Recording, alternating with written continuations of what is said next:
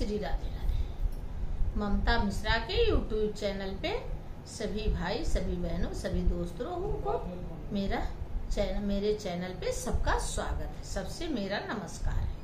आइए एक बहुत प्यारा छठी मैया का बहुत प्यारा, बहुत सुंदर सोहर सुनते हैं। अगर गाना अच्छा लगे तो कमेंट बॉक्स में प्यारा कमेंट जरूर करिए और पूरा भूल करके देखिएगा। पूरा गाना सुनेंगे तभी उसमें वो आएगा। जय श्री राधे राधे। मचियाही बाई ठाली सासू तो बाऊ हरिया रजकार बाऊ हरिया रजकार हो।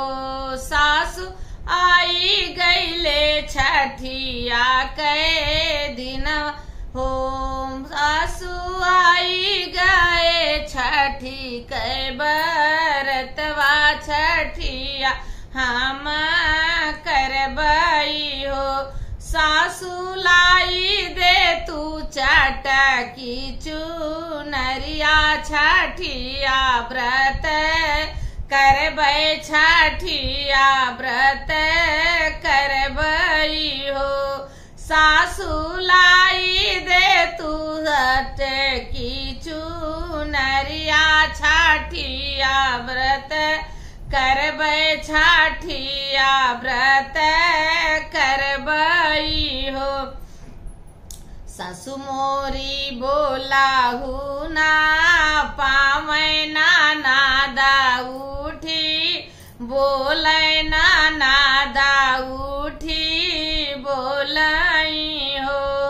भौजी तू तौआयु जाना माबा झिनिया छठिया कैसे पूजबू काई से छठी आई बियू।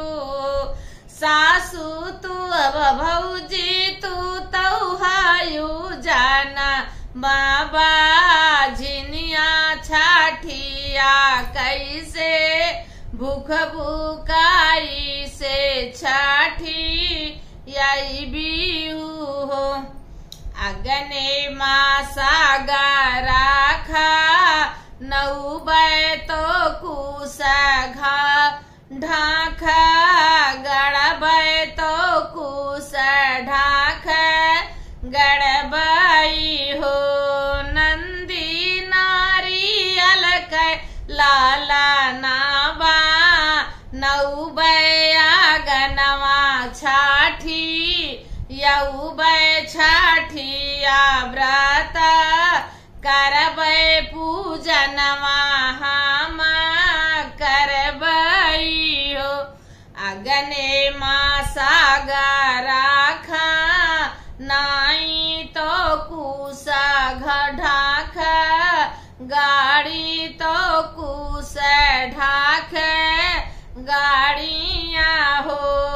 बहिनी नारियल कैलाल नाबा नाई लाला ना छठी याइया हो। बहिनी लाला ना के काजराला गाई लालनवा उठी बैठे लालनवा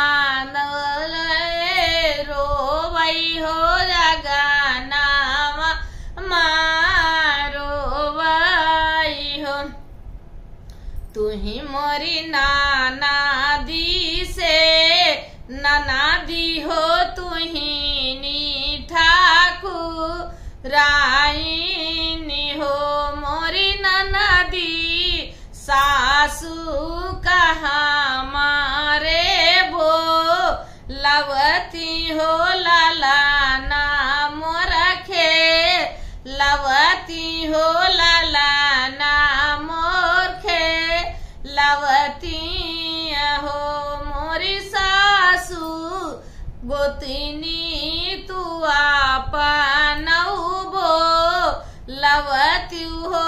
तो लाला ना छाठी यवती हो। सोहरवा तू ही गवात्यू हो तो ले डूबाबा, टवात्यू हो तो ले डूबाबा, टवत्यू हो चरवा हमारा, भरी गया हो तो छठी मैया भर दी हो।